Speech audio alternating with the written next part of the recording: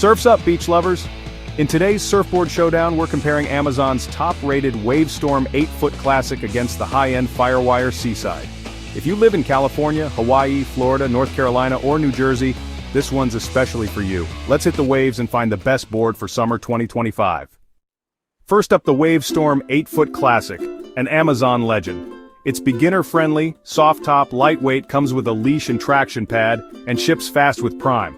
For under $200, this is the perfect board for anyone just getting started or upgrading on a budget. It's trending big in surf-heavy states like California, Hawaii, Florida, North Carolina, and New Jersey, and for good reason.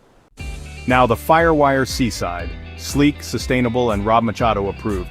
It's a beast of a surfboard, but at nearly $900, it's clearly not for every budget. Great performance, but is it worth the investment? For beginners and casual riders, Wavestorm wins hands down. Ready to ride the wave? Click the link in the description and get the Wavestorm 8-foot classic from Amazon before the summer rush hits. Don't forget to like, comment which board you prefer, and subscribe for more battles.